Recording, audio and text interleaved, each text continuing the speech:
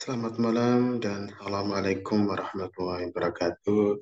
Sahabat Sosiologi Channel. Kali ini Sosiologi Channel berbagi informasi soal KAS RPA.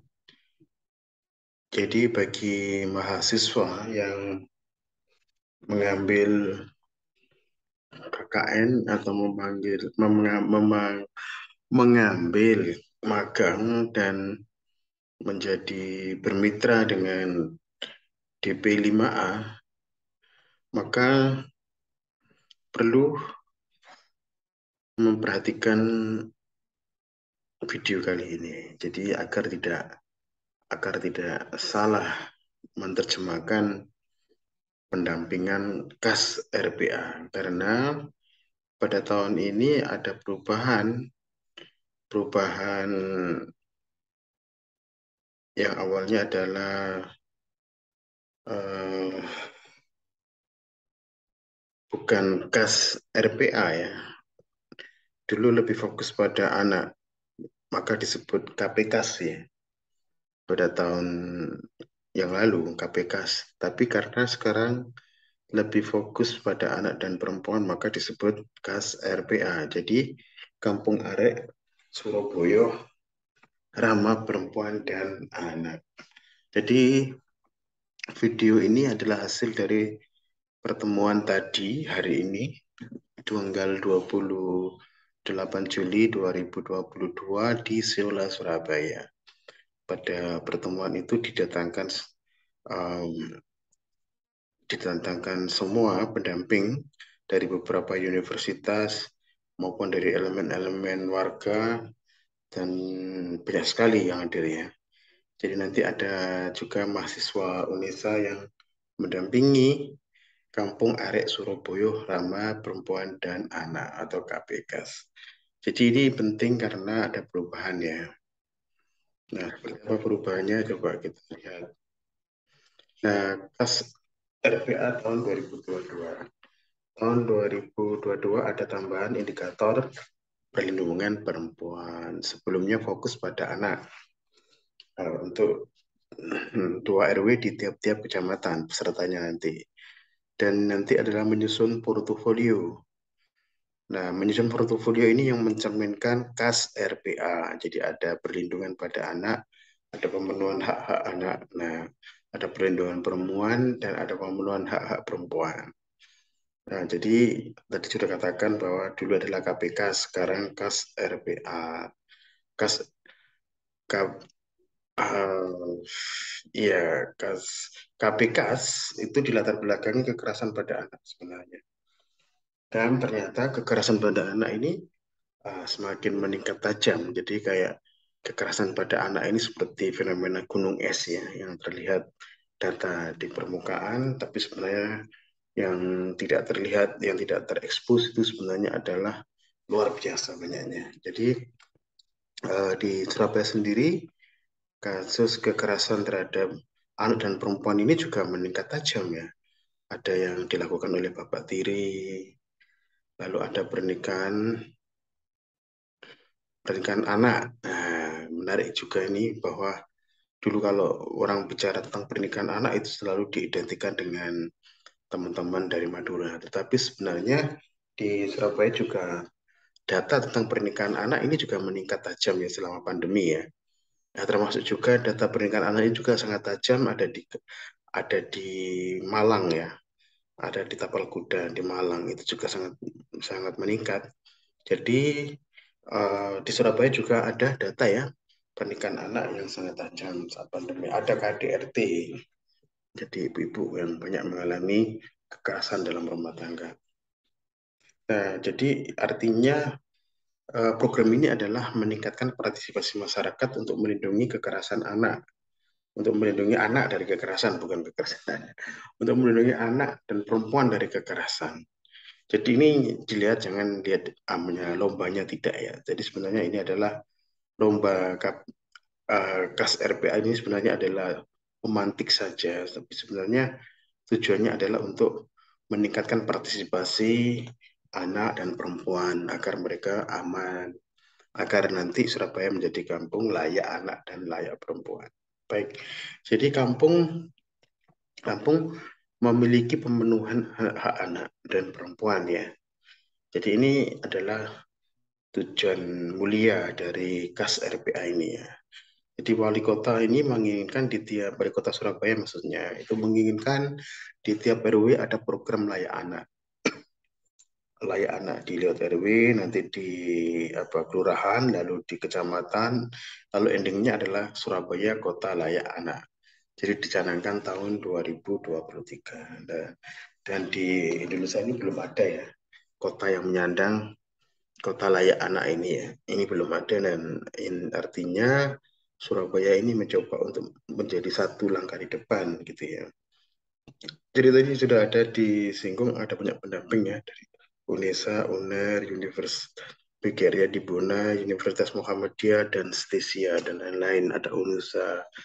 Jadi nanti KPK tahun 2022 ini menggagas pentingnya RW predikat layak anak. Oke, di situ dan ya jadi artinya bahwa program ini tidak bisa dianggap enteng. Program ini tidak bisa dianggap remeh. Karena apa? Karena ini artinya Surabaya itu membuat sistem pemberdayaan dan perlindungan anak dan perempuan.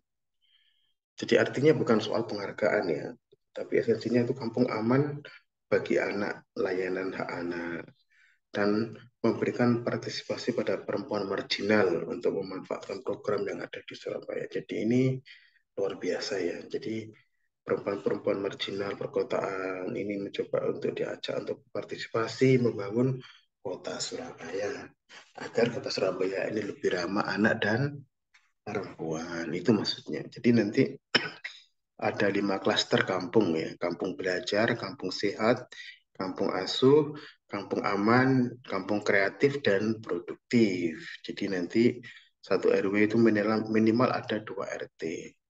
Satu RW ada minimal 2 RT. Nah, bila 2 RT tidak bisa memenuhi 5 klaster, bisa memasukkan RT tambahan. Yang penting masih dalam satu kelurahan ya.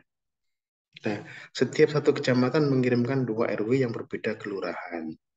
Peserta boleh yang pernah atau yang belum pernah mendapat juara KPKS. Jadi diajukan resmi mengetahui kelurahan atau kecamatan karena uh, KAS RPA ini sangat berbeda dengan KPKS ya. Jadi makanya yang sudah pernah juara pun juga boleh mengikuti. Nah, jadi nanti itu penyusunan portofolio didampingi oleh mahasiswa.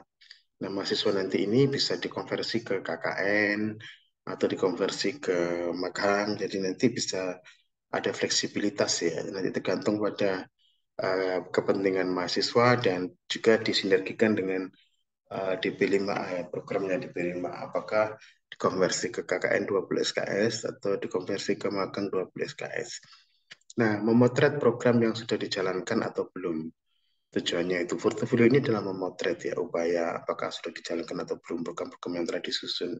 Jadi mahasiswa bisa membuat kegiatan, menghidupkan kegiatan yang mati suri. Jadi selain memotret, sebenarnya portofolio itu juga bisa menghidupkan ya, dan berarti menghidupkan kegiatan yang mati suri ya, yang apa ya, yang ada tapi tiada, tiada ada, jadi itu mati suri ya. Jadi ada nanti penilaian tertulis dan verifikasi di lapangan, ada penghargaan dan ada evaluasi program. Baik, nah ini timeline pelaksanaan RPA 2022. Jadi sebenarnya ini agak telat ya kalau menurut kalender kampus itu ya karena dari DP5A sendiri sebenarnya ini mulai di Maret April ya sosialisasi ada koordinasi dengan universitas itu mulai Maret dan April. Tapi pada Maret dan April itu ini adalah mahasiswa di kampus kami misalnya ini masih semesteran ya semester yang lalu ya. Nah, kalau dalam timeline pelaksanaan KPK sini yang disusun itu awalnya adalah Juni penyusunan dokumen. Dan di minggu kedua Juli sampai minggu kedua Agustus menyusun portofolio. Ya, tinggal sedikit waktunya ya. Minggu kedua Agustus sudah mengumpulkan dokumen portofolio. Jadi November itu awarding, lalu Desember adalah evaluasi. Nah, kalau mengikuti timeline ini maka banyak kampus yang istilahnya tidak tidak setuju ya, karena perkuliahan ini mungkin masih diawali Agustus ya. Seperti di Unesa misalnya adalah Agustus kemungkinan. Jadi kalau Juli ini belum KRS ya ini ya. Ini sudah tanggal 28 ini belum KRS ya. Baik, jadi usulan dari akademisi dan telah disetujui, jadi pelaksanaan pendampingan perlu diubah ya, agar tidak terburu-buru dan sudah berlalu. Jadi pendampingan portofolio akhirnya disepakati Agustus September. Nah, ada 1 bulan ini ya, Agustus. Tapi pengumpulan dokumen portofolio akhir itu Agustus ya, walaupun Agustus September, tapi sudah ditagih di Agustus akhir itu ya. Baik, ini nanti itu adalah menyiapkan profil RW. Ada 31 kecamatan, berarti ada 62 kampung. Jadi profil RW ada kepengaruhutamaan gender. Nah, ini adalah eh, ada ada pengutamaan gender kas RPA sekali ini ya. Nah, ada fakta integritas ya, perlindungan anak dan pemenuhan hak perempuan ya. Jadi ada kesepakatan, ada semacam ya aturannya. Gambaran wilayah, data penduduk, jenis kelamin dan usia. Ya, jadi data kakak miskin, data perlindungan sosial, ada KIP, ada bantuan sosial, ada PKH, peta lokasi pengurus RW, pengelola kas RPA, penghargaan dan prestasi kampung. Jadi nanti ini mungkin lebih tepatnya aja ya, langsung aja sebenarnya apa sih kampung belajar itu ya, sehingga nanti adik-adik mahasiswa ini mengerti dan juga termasuk warga warga yang RW yang ikut lomba juga mengerti ya apa itu sebenarnya kampung belajar. Jadi kebijakan belajar anak. Jadi kesepakatan bersama warga dan pengurus kampung jadwal jam belajar bisa dibaca luas. Jadi kayak di kampung itu ada kayak jadwal belajar gitu ya. Misalnya jadwal belajar anak di kampung ini tuh jam berapa gitu ya. Nah, ketika ada anak keluyuran misalnya, itu nanti akan diingatkan ya, ini jam belajar kok keluyuran misalnya, ini jam belajar kok nongkrong di warkop gitu ya. Jadi akhirnya nanti ada saling mengingatkan. Nah, makanya kenapa aturan kesepakatan warga ini perlu ditempel agar dibaca secara luas misalnya. Nah, ada pendampingan belajar orang tua saat menonton televisi, ada gambar ya, ada foto dokumentasi bahwa orang tua ini eh, istilahnya mendampingi anak-anaknya yang melihat televisi di saat bukan jam belajar ya. Ada pengawasan penggunaan gadget. Ada pengawasannya seperti apa, aturannya seperti apa, kapan boleh menggunakan gadget, kapan tidak boleh. Nah itu. Ada pendampingan belajar di rumah. Jadi ada pendampingan belajar, misalnya orang tua mendampingi anak-anaknya belajar itu ya, mengerjakan PR misalnya, atau berlatih soal, itu terus ada dokumennya ya. Atau memfasilitasi anak yang kesulitan belajar, ada belajar bersama, kelompok bersama, misalnya beberapa anak-anak marginal misalnya kesulitan buku, maka ada upaya dari kampung itu misalnya memberikan apa ya, memfasilitasi anak yang kesulitan itu belajar bersama ya, belajar bersama. Nah, ini ditujukan dengan bukti ya, ramah anak dan perempuan. Apakah ada pelatihan yang meningkatkan keterampilan anak dan perempuan kerjasama dengan PAUD, TK atau kejar paket? Jadi artinya ramah anak dan perempuan, apakah pelatihan ya meningkatkan keterampilan? Nah, ini ada keterampilan. Nah, ini biasanya bisa kerjasama dengan PAUD ya. Misalnya kalau belum ada ya boleh segera melakukan kerjasama. Kegiatan PKK mampu mengelola pemberdayaan perempuan atau pelatihan. Jadi ternyata pentingnya juga ya PKK ini ternyata melakukan pelatihan-pelatihan, workshop gitu ya terhadap perempuan. Nah ini ada nggak misalnya pelatihan tatap muka, tatap busana misalnya. Nah ini penting ya. Ada taman bacaan masyarakat atau pojok baca yang diinisiasi kampung atau Pemkot. Apa fungsinya? Dan berfungsi ya. Jadi ada TBM, ada pojok baca, tapi ada fungsinya ya, bisa dilihat dari apa ya, dari ya pengunjung misalnya berapa pengunjung harian kan gitu. Ada TPM tempat cuci tangan dan wajib pakai masker. Jadi ya tadi ada TPM-nya, lalu di depan TPM itu ada tempat cuci tangan, ada sabunnya kan gitu ya. Kalau ada himbauan wajib pakai masker, nah itu ditempel ya, nah, seperti itu. Ada kegiatan orang tua atau bunda mendongeng. Nah ini yang agak sulit ya, karena sekarang ini anak-anak lebih suka gadget, tetapi dalam kamu belajar ini memang pentingnya anak-anak ini mendapat dongeng langsung dari orang tua atau dari tetangganya ya. Nah, kan gitu ya. Dari dongeng tentang kearifan lokal. Ini pentingnya lebih mengena ya bagi anak-anaknya ya. Oke, baik. Jadi ada kegiatan keagamaan untuk anak-anak dan orang tua. Ada samro atau dibaan ya. Misalnya ya. Nah, ini ada kegiatan keagamaan. Baik. Em, punya data anak-anak putus sekolah. Jadi kamu belajar ini juga harus punya ya data anak-anak tentang putus sekolah. Nah, anak-anak putus sekolah itu usia 7 sampai 18 tahun ya. Kalau sudah di atas itu bukan putus sekolah ya. Baik, jadi itu yang kampung belajar ya. Nanti calon ya membuat portofolio itu di sekitar ini ya. Kalau belum ada ya coba diadakan.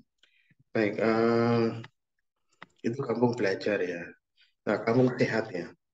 Ada penanganan COVID ya, ada kampung tangguh, ada poster, ada spanduk, ada protokol kesehatan. Kalau misalnya yang terinfeksi itu alurnya dibawa kemana ya gitu ya. Apakah masih ada ya tempat cuci tangan ya? Ada hand sanitizer gitu misalnya. Ada sabunnya. Anak-anak apa masih menggunakan masker kan gitu juga nanti.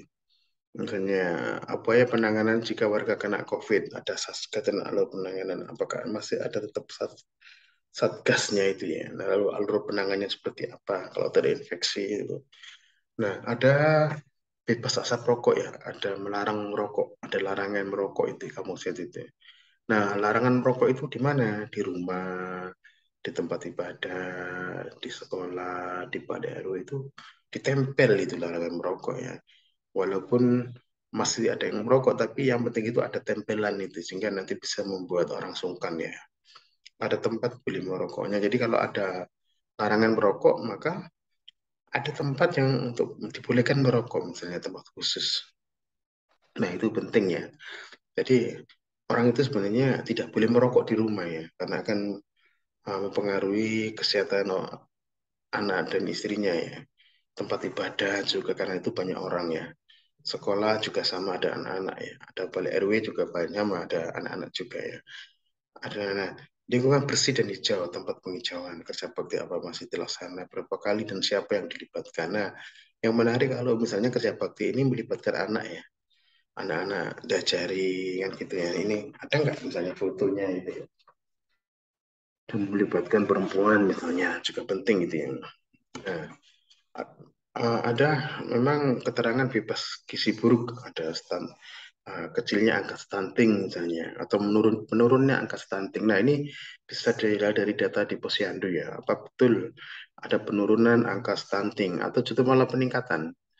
Nah jadi bebas gizi buruk ya. Kalau ada penurunan ya ditulis ya itu sudah ada poin ya. Ada cakupan imunisasi jumlah anak balita dan catatan imunisasi posyandu. Ada berapa anak yang imunisasi, berapa yang tidak ya. Kan banyak sekarang yang tidak ikut ya karena macam-macam alasan ya. Ada tempat cuci tangan dengan sabunnya pasti ya. Ada gerakan sayang ibu ya misalnya ada peringatan Hari Ibu misalnya. Oke, balik ya. Ada gerakan menyusui, jadi ada bapak menyusui. Maksudnya bapak menyusui ini adalah misalnya orang tua laki-laki peduli kayak gitu ya dengan apa ya dengan ASI yang dibekukan di lemari es itu, nah sehingga nanti yang menyusui itu adalah bapaknya ya dengan botol itu ya. Tapi bukan formula loh ya, ini adalah ASI yang dibekukan ya. Nah ini ada fotonya nanti yang penting itu ya, buktinya itu apa benar ada itu ya.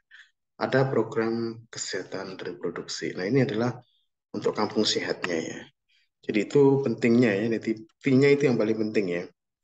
Nah, ada kampung asuh, fungsi pengasuhan keluarga, fungsi religius, melindungi, membatasi anaknya pulang malam, antar anaknya jika keluar malam, ada pengawasan agar tidak mengalami kekerasan seksual misalnya. Ada anak-anak yang melakukan praktek. Nah, ini di Surabaya ini kenapa kok kampung asuh ini penting ya? Karena dipicu oleh banyak anak-anak ya, anak-anak yang melakukan praktek homoseksual ya, terpapar dari video porno ya. Jadi dalam datanya itu ada 4 anak laki-laki itu melakukan praktek homoseksual ya. Iya, homoseksual di rumah kosong yang dikunci ya. Akhirnya warga menggedor dan mendapati 4 anak laki-laki ini lagi melakukan seksual bebas antar laki-laki ya. Nah, setelah ditanya ternyata dia terpapar video porno kan gitu ya. Nah, oke, baik. Ada sosialisasi dampak gadget dan pornografi, misalnya ini pentingnya apa? Ada semacam sosialisasi ya bahwa gadget itu dampaknya seperti apa, pornografi itu dampaknya seperti apa, merusak apa kan gitu ya. Nah, ini ada penting data apa kapan dilakukan sosialisasinya itu oleh siapa kan gitu dan siapa pesertanya kan itu. Pesertanya adalah anak, perempuan misalnya. Nah, ada pengurangan risiko penanganan. Jadi kelurahan ada Satgas Perlindungan Anak dan Perempuan. Nah, kalau ada Satgas misalnya dicari dokumennya adalah SK-nya, ada nggak SK-nya, lalu anggotanya siapa, lalu kegiatannya apa, lalu data kasusnya apa, penanganannya itu pernah menangani nggak kasus apa gitu ya. Nah, gini. Jadi eh, kalau nggak salah itu ada BKBN ya di tingkat kecamatan ya. Nah, ternyata eh, di kenapa kok kampung asli ini juga karena ada dugaan bahwa ada pencabulan anak tapi tidak ditangani serius kan itu ya. Nah, korban yang tidak ditangani akan jadi pelaku kan gitu. Ini teorinya, teori sosiologisnya itu. Karena banyak pelaku itu adalah korban awalnya ya. Oke. Ada pengasuhan alternatif. Nah, pengasuhan alternatif ini bukan tempat penitipan anak yang berbayar ya, bukan ya maksudnya ya. Seringkali itu salah ya. Nah, jadi bicara tentang kearifan lokal, jadi ada tetangga yang peduli gitu ya, mau dititipin anak gitu ya, dengan sesuai dengan kesepakatan, entah bayar berapa atau berapa. Tapi yang penting di sini adalah ada care, ada semacam ini kepedulian ya tetangga kan gitu ya. Nah, baik, jadi bukan terus tempat penitipan anak yang berbayar, tapi adalah orang orang tua menitipkan anaknya untuk jasa tetangganya, nah nanti mungkin akan diberi sesuatu penghargaan ya. Oke, ada warung kopi Giras yang menyediakan wifi. Baik, nah misalnya Kampung Asuh ini ada warung kopi Giras ya yang menyediakan wifi. Nah, terus ada pencegahan anak menonton video video dewasa ya misalnya. Waktu pemasan tulisan. Jadi ada tulisan bukti nanti ya, misalnya dilarang menonton video porno misalnya. Lalu anak pada pukul berapa dilarang nongkrong gitu misalnya. Jam kerja, jam belajar misalnya. Anak dilarang membeli rokok. Nah, itu ada tulisan-tulisannya ini yang paling penting ya. Nah, jadi masalah apakah ini berdampak, tapi yang jelas penting ya tulisan ini ya. Dengan ada tulisan ini nanti kan pemilik warkop bisa mengingatkan kan gitu, dan membuat orang sungkan kan gitu. Artinya tulisan-tulisan ini akan membuat efek tidak nyaman anak kan gitu ya. Jelas sih ada efek yang tidak nyaman kan gitu. Nah, yang ketika dia menonton video porno, gitu misalnya. Oke, jadi dengan ada tulisan itu maka warga atau juga penjaga warkop bisa menegur ya. Baik, ada kampung aman juga. Nah, memotret upaya pencegahan kekerasan, eksploitasi anak dan perempuan. Ada satgasnya ya. Yang penting itu SK-nya. Ada nggak SK-nya itu? Nah iya, anggotanya siapa? Lalu penanganannya apa? Kasus apa yang telah ditangani? Ini harus ada ya. Nah, ada bukti yang gitu ya. Upaya bebas kecelakaan anak dan perempuan. Jadi ada CCTV, upaya pencegahan penculikan, memberikan penerangan di tempat gelap. Jadi tidak harus CCTV ya, tapi juga misalnya memberikan penerangan di tempat yang gelap, bukan gelas ini, gelap ya misalnya. Jadi ditunjukkan aja misalnya kalau lampu ini dulu nggak ada lampu, setelah itu diberi penerangan ya, agar membuat orang sungkan ya kalau ada rencana pencurian atau penculikan kan gitu ya. Ada rambu-rambu kan gitu, rambu-rambu ada zebra cross misalnya, ada rambu-rambu misalnya pelan-pelan misalnya, jadi itu ada di situ yang penting ada rambu-rambunya ya. Berapa kecepatannya itu ada rambu-rambunya. Ini oke, upaya warga mencegah kriminal. Jadi CCTV jika ada sales yang mencurigakan ada tanda kentongan. Jadi misalnya ada kentongan di situ ya, upaya mencegah kriminal. Memang ada CCTV juga ya. Tapi misalnya alat-alat tradisional juga penting ya, kentongan itu ya misalnya. Sehingga nanti ketika ada warga yang curiga, kan sekarang banyak ya yang merasa sok kenal gitu, misalnya pada nggak kenal kan gitu ya. Nah, dulu beberapa hari itu ada banyak modus-modus kejahatan yang baru. Baik, ada tangguh bencana, ada apa ya, upaya misalnya ketika ada kebakaran, ketika ada kebanjiran, banjir bandang, misalnya ada titik kumpul di situ. Jadi ada tanda titik kumpul ya. Ada pasir misalnya, ada kebakaran, ada ban bekas misalnya, ada mitigasi bencana misalnya, ada latihan dengan damkar misalnya, ada foto-foto yang paling penting. Nah, tangguh COVID misalnya. Tangguh COVID misalnya ada cakupan vaksin. Jadi data misalnya berapa warga yang telah divaksin satu, berapa warga yang telah divaksin dua, atau yang berapa warga yang telah divaksin booster gitu ya. Nah, ini pentingnya ya, pentingnya ketika membuat portofolio itu ya. Baik, kampung kreatif dan produktif. Kampung kreatif dan produktif. Jadi ada ruang ekspresi anak dan perempuan. Ada kegiatan rebanan atau voli, ada basket dan lain. Nah, yang ditanya itu siapa penanggung jawabnya, lalu siapa pesertanya, lalu pada hari-hari apa saja mereka berekspresi kan gitu ya. Ada forum anak gitu ya. Apakah ada anak yang menjadi anggota Karang Taruna? Lalu mereka melakukan kegiatan apa itu anak? Ya, jadi itu tadi itu anak itu adalah 7 sampai 18 ya, 18 ya. Ada keterlibatan anak menjadi anggota Karang Taruna kan gitu ya. Anak-anak menjadi pelopor lingkungan, misalnya anak terlibat bank sampah, atau ada juga perempuan ya, tidak harus anak cewek, perempuan juga ya.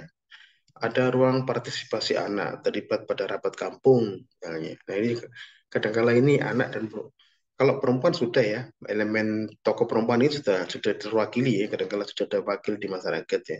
Tapi kalau elemen anak ini jarang ya.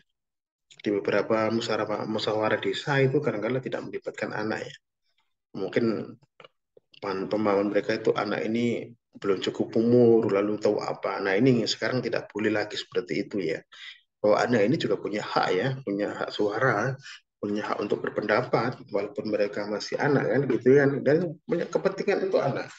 Anak juga punya kepentingan, anak juga punya kebutuhan kan gitu ya. Jadi alangkah baiknya kalau anak ini dilibatkan ya, karena nanti akan tahu suaranya. Ada suara anak itu di tingkat kelurahan ini penting ya.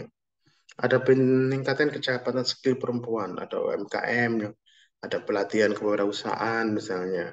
Misalnya intinya ada toga yang produktif misalnya. Pokoknya artinya ada pelatihan-pelatihan kewirausahaan pada anak dan juga pada perempuan sehingga mereka bisa mandiri ya, bisa menghasilkan uang gitu maksudnya ya. Oke, itulah kampung kreatif dan produktif. Nah, mungkin di situ ya sudah selesai ya ternyata kampung kreatif dan produktif, lalu kampung aman tadi, lalu kampung asuh, lalu kampung sehat, dan kampung belajar. Itulah sebenarnya kampung Arek Surabaya, ramah perempuan dan anak RPA tahun ini. Jadi kami harap adik-adik untuk pelajari video ini agar tidak salah ya, agar tidak salah di lapangan apa yang dilakukan kan gitu ya. Baik, mungkin itu saja tutorial kali ini tentang KAS RPA. Terima kasih atas perhatiannya. Selamat malam dan assalamualaikum warahmatullahi wabarakatuh.